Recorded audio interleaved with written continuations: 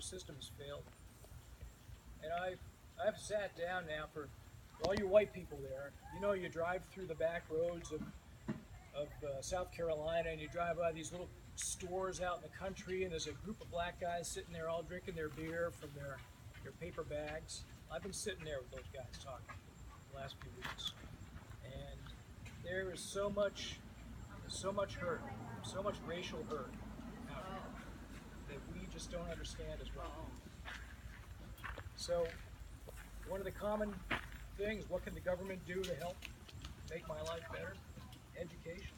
And a lot of these people just got screwed in the education department. It just didn't work out for them for whatever reason. This guy said, you know, I don't learn well in a classroom situation. He knows that about himself. He says, I'm a hands-on guy and I really needed something else. You know, he probably would have been perfect for a Montessori program or something like that.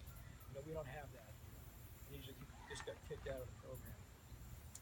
Other people say, almost everybody says, healthcare. The number one thing they need is healthcare, because either they don't have it, or they had it, or they can't afford it, or something along those lines.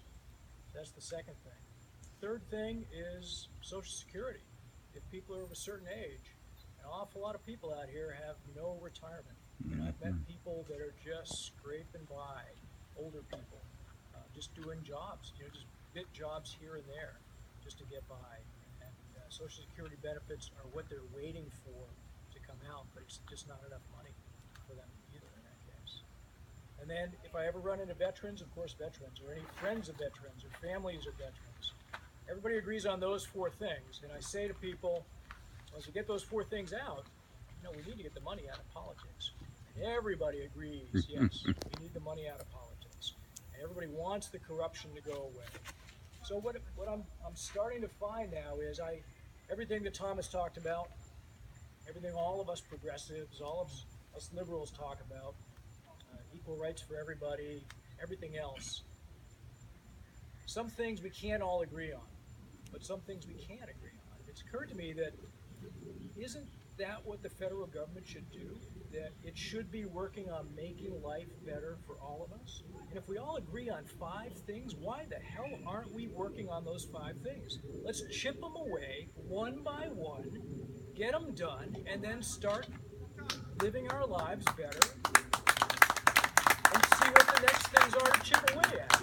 Unfortunately, this Washington, this crop of people up there that are distorted by money, I think that's really it, or distorted by ego. And as Thomas and I have found, this system is geared for egotists. It's not geared for people who really want to help. It's geared for egotists who can schmooze really well. Both he and I have been advised, counseled since the beginning, to spend at least 4 hours a day on the phone calling wealthy donors. Because we have the lists. We have the lists of the previous donors for all the Democratic candidates here in the city, or in the state. And we could call those people all the time. You haven't, have you? No. No. Me either. Because I just don't feel good about doing that. I want this to be a campaign of the people. My average donations now, what was it I said to you, Jack, this morning? Woohoo! A check to Act Blue.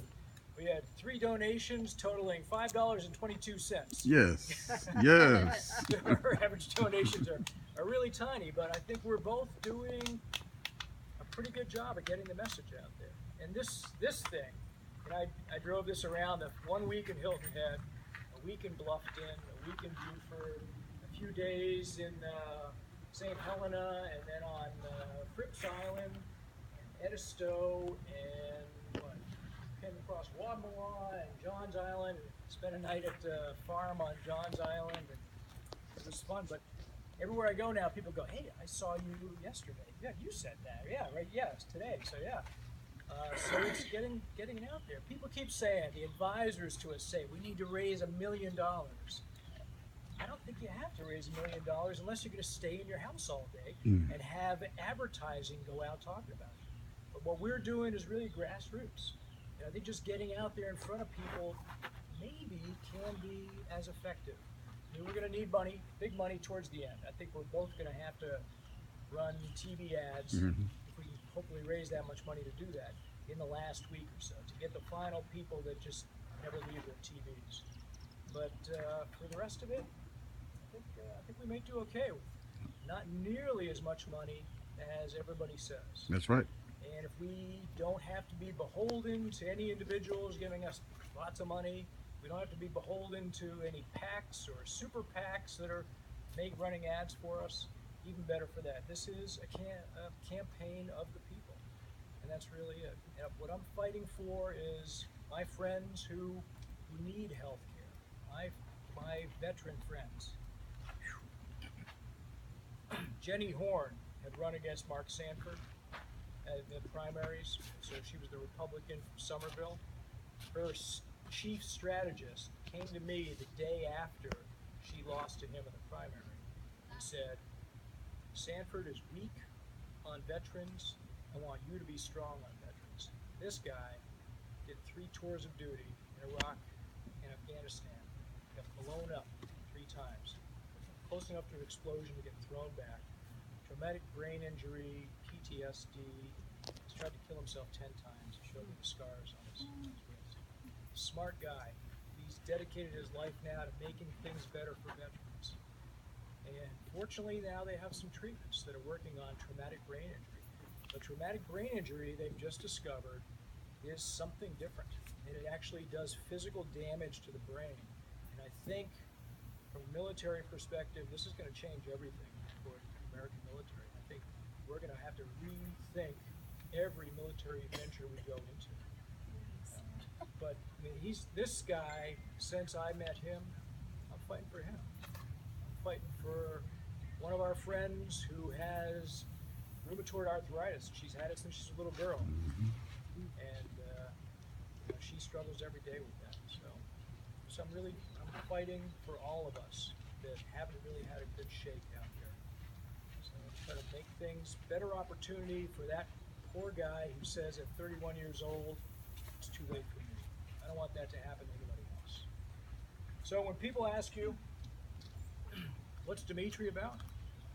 This is all you have to say. He's fighting for me.